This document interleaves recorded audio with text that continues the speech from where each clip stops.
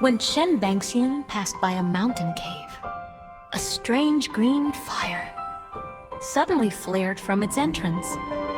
Startled, she calculated the omen and realized it matched a golden verse from an ancient book. The cave was a treasure land. If ancestors were buried there at the right time, their descendants would become rich and noble. But each day there were dangerous burning hours that had to be avoided.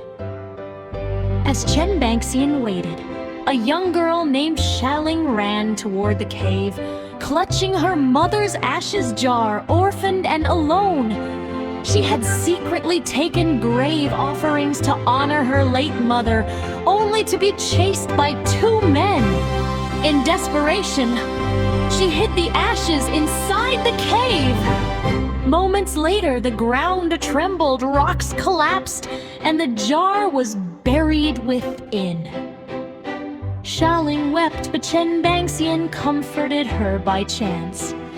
The ashes had been placed in the treasure spot and had avoided the burning hours. It was heaven's will Xialing's fortune would rise, and she could repay the kindness someday. Soon after, a butler arrived searching for a lost girl.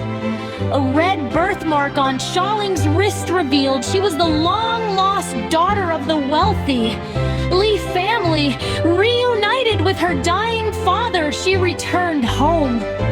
Though Mr. Li loved her deeply, his pregnant wife, Madame Wang, treated her coldly. Before his death, Mr. Li entrusted the family business to Xialing and urged her to care for her stepmother. But bitter as consuming Xialing years earlier, Madame Wang had driven her and her mother from the house. They had wandered in poverty, begging to survive after inheriting the estate. Xialing expelled Madame Wang, seeking to eliminate future threats.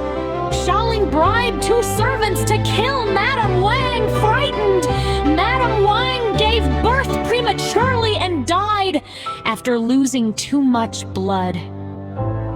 Before her death, she left a letter in blood, naming her newborn Wang and hoping he would someday reclaim his family's honor. When the baby was brought back, Xialing intended to kill him. Chen Bangxian intervened, claiming the child shared Xialing's birth date and that their fates were intertwined. Keeping him might strengthen her fortune. Greed overcame fear, and Xialing allowed the child to live, but ordered him raised in poverty by bribed caretakers in a broken house. Wang An grew up hungry and mistreated, unaware that Xialing orchestrated his suffering. Meanwhile, a 1,000-year-old centipede spirit, Wugong Jing, dwelled nearby. One night, Chen Bangxian brought Xialing to the cave, revealing it is the golden rooster's nest. If Wang and were buried there at the right time, Xialing's luck would surge. When Xialing later buried Wang and alive in the cave, the centipede spirit overheard the plan earlier. Wang and had kindly helped the injured spirit extinguish a fire without hesitation.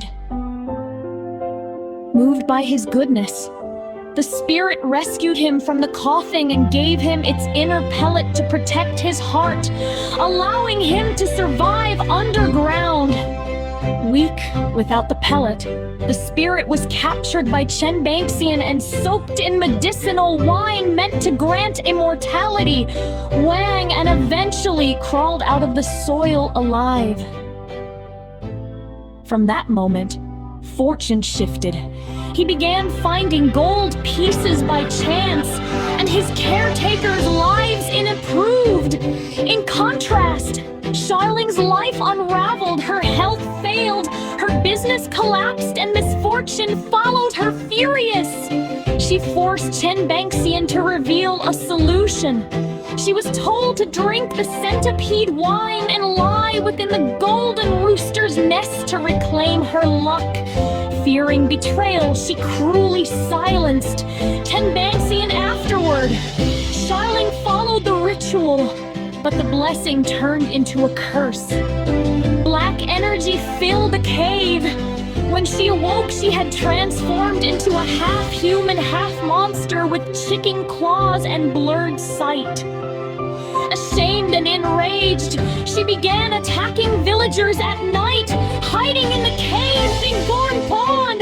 Wang and survived thanks to a protective talisman. Though grieving, he remained kind. One day, he helped an injured old man who was actually a deity in disguise. Encouraged to stay virtuous, Wang and prayed sincerely for guidance. In a dream, he learned that the centipede spirit's body remained in the cave. If burned, balance could be restored. Wang and entered the cave while Xialing was away, found the body, and burned it. The centipede spirit revived, and together they confronted the monstrous Xialing. After a fierce struggle, they defeated her, ending the Terra. The centipede spirit was bravely wounded, but was later honored by the deity for slaying evil Wang An. Blessed for his compassion and courage, saw his life steadily improve.